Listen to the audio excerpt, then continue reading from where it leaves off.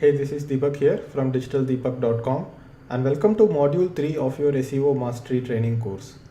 In this module, we are going to have a look at on-page SEO optimization. So first, let's have a look at what is on-page SEO. On-page SEO is basically signals sent by webmasters to the search engines. What we do by sending these signals is that we are communicating quality and relevancy signals to the search engines to help them rank. Because when you look at search engines have basically developed an algorithm, and using this algorithm they try to rank the websites which is good for their users. And if a user is searching for a certain keyword, they want to bring up a result which is of high quality and high relevancy. To give you an example of quality and relevancy, so let us say you are searching for something like top 10 mobile phones. And if you are getting a result for top 10 laptops, what happens is that even if this article about top 10 laptops is of very good quality, you are still not getting the relevant thing that you want. So you want the top 10 mobile phones to be researched. So here the relevancy has to be good in the sense that search engines should give you the articles which you are searching for. And in terms of quality, let's say you are searching for top 10 mobile phones and let's say there are 50 different websites who have written an article about top 10 mobile phones. You would want the highest quality result to come up on top because you don't want to waste time reading the low quality results. So here what happens is that the algorithm decides based on both quality and relevancy. And there is an algorithm which decides this because there are millions of pages to be indexed on web pages and in the search engine result pages. So the search engines cannot spend manual time or manual effort in reviewing this. But with each algorithm update, the search engines are getting closer to a human level of intelligence in terms of ranking the websites. So to help the algorithm get these signals, they depend on users and webmasters for quality and relevancy signals. I would say that when webmasters send signals to the Google search engine, we basically do it by doing on-page SEO. And on-page SEO are more of relevancy signals and less of quality signals. Because when you think about it, we cannot tell Google that our web page is of good quality. That is something that our users have to decide. And that basically comes under off-page optimization because users will link to the site if it is of good quality. They will share it on social media and they will do a lot of activities which is more on the off-page optimization side. So the signal sent by the users of your website to the search engines is more about the quality of the website. And what you are sending is that you are going to give the right title, you are going to have the right content, and whatever you are doing on page on your website is more of relevancy signals.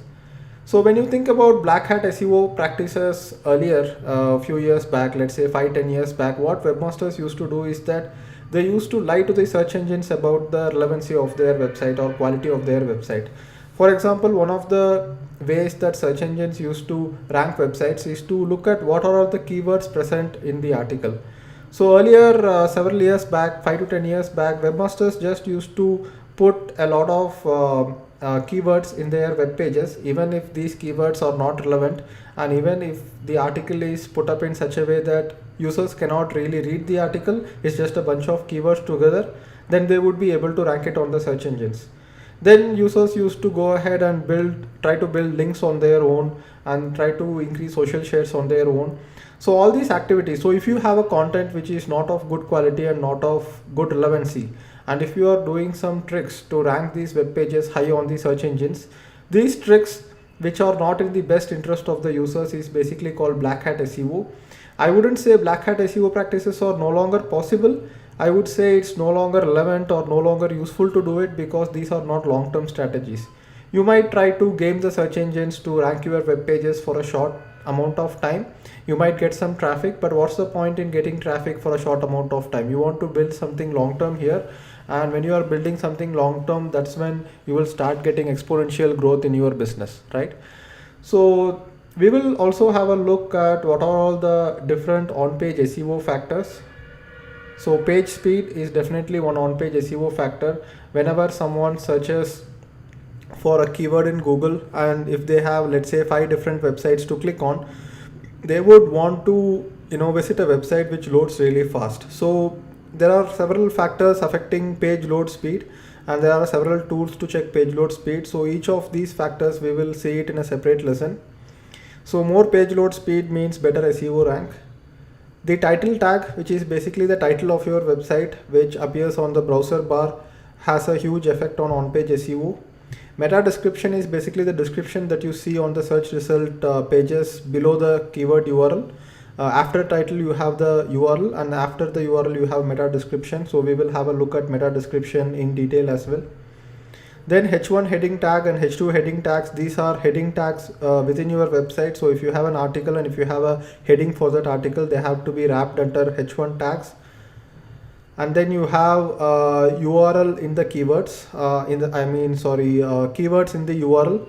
So your URL should be keyword rich, and we will have a look at it as well, because when people search for certain keywords in Google, they will see that these keywords in the URL are being highlighted, and this improves the click-through ratio as well.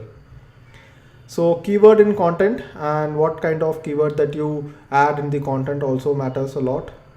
We will have a look at something called LSI keywords, which is basically latent semantic index. So if you have keywords which are relevant to the main keyword, you should include those keywords in your article as well. This will help you rank better.